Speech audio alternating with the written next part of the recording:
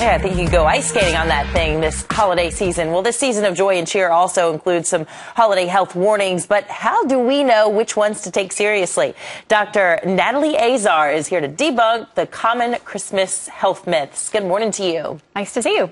Nice to see you as well. The first one we have is frankincense. Of course, that's one of the three gifts brought to Jesus by the wise men. I know. And we hear that it can treat asthma and skin conditions and even cure cancer. So this is really interesting and not new that these ancient plants would actually have some, medicinal uses, let's say.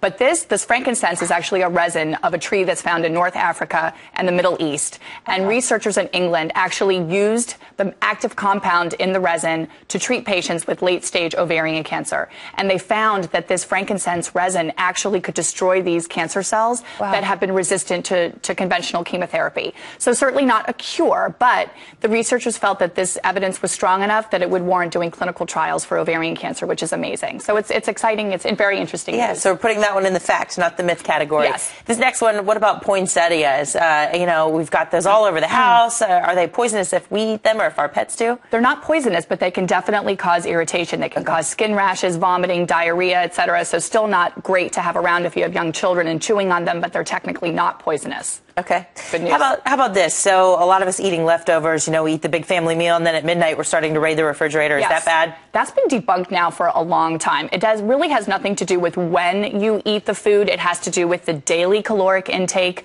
versus your your metabolism and how much you're burning off during the day. So I mean, it's much smarter, obviously, to eat small amounts throughout the day. You don't get that incredible hunger with craving, and then you may overeat and not feel well, but technically you're not going to gain weight from that. And we hear that if you keep a hat on your head, you're going to stay the warmest because you lose the most of your body heat through your head. Is that true? It's not, and this is something that I really find interesting because I feel like that's something that we perpetuate in our through generations.